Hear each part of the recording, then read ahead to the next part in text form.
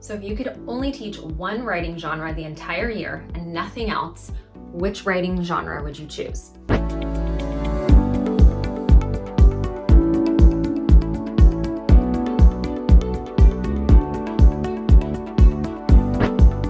I know mine, and I know some of yours might not be the same as mine, but I want to make the case for why this writing genre is the most important one to teach to our middle school students. So if you guessed it and you know us, maybe you guessed right, but that is literary analysis. And the reason we believe at EB that literary analysis is like the single most important writing genre to teach is because the majority of the other writing styles are built off of this foundation, right? Narrative writing is kind of its own little beast, which we teach our teachers to teach at the beginning of the year and spiral review. But literary analysis, or what we call at EB, the EBW approach that we've developed over the years, is the bedrock.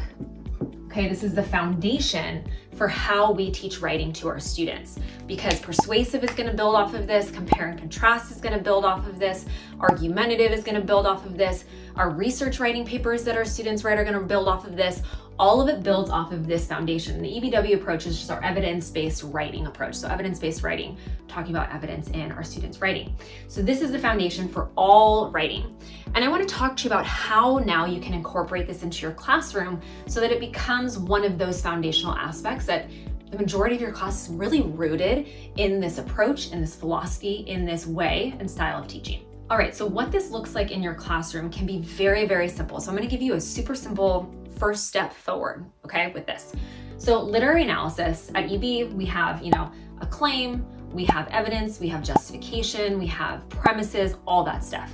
And we teach all of this in our EBW, our EB writing program that we have. But what I want to tell you is the way in which we can actually start to implement this in our classroom can be very, very simple. A lot of the times we feel like, oh, we got to teach this whole essay. It's this very difficult thing. Well, it doesn't have to be. So I want to offer you a tool that you can utilize to teach the EBW approach or, literary analysis, whatever style of writing you're teaching that is literary analysis, okay? Although the EBW approach is the best.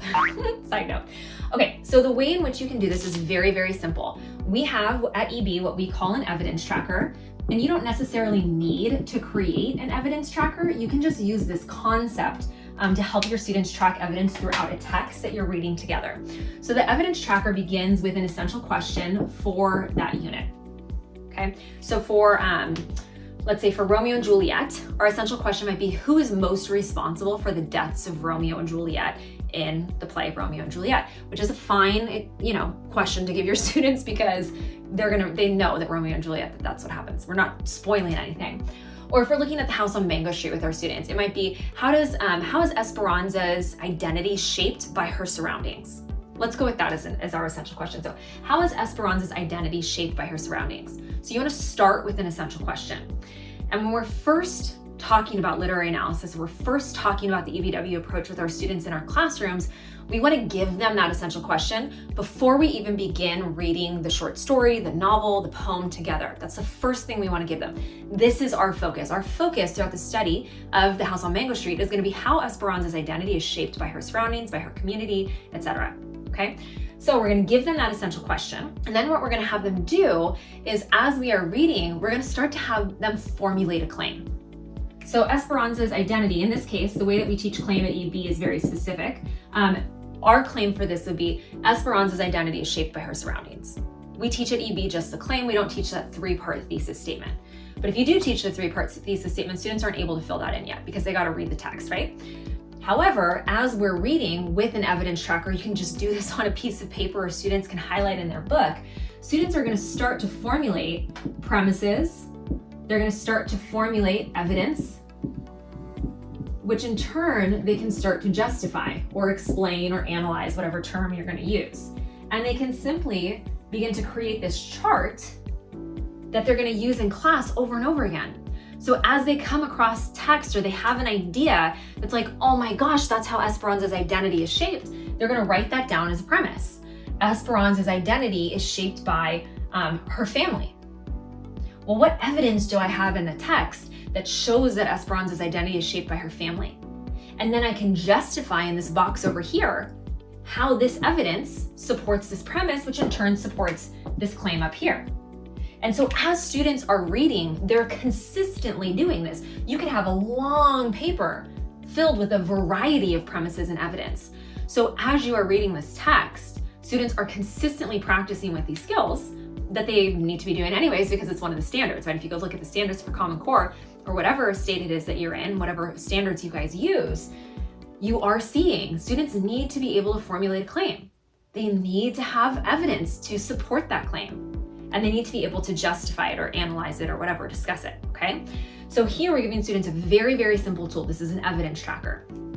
The other thing that we can do for our students is we can give them a bunch of what I like to call, mini essential questions. So these are like open-ended questions that we're gonna use for things like a Socratic seminar, or things like a silent debate, or what I would do sometimes with my students in class is I'd give 6 different groups a different question. So each question is an open-ended question that's gonna force students to come up with a claim, to formulate a premise, to find evidence in the text, to justify it. But then what they're gonna do is they're gonna bring that question to the front of the class, and they're gonna then present their findings to the class. So not only in this case are students working on evidence, justification, etc., they're also working on their speaking and listening skills. They're also working on their presentation skills.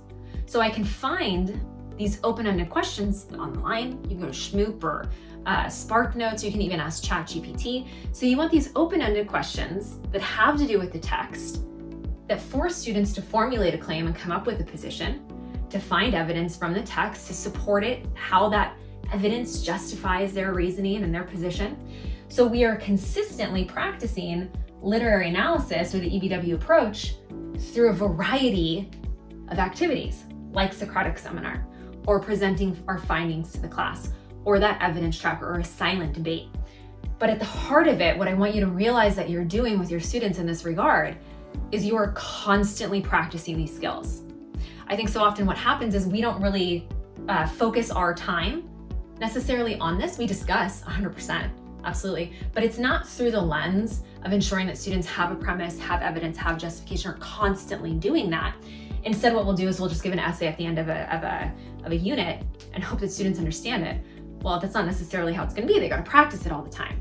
And so by incorporating things like this into a consistent basis in our classroom, we're able to provide students with that support of making literary analysis the thing.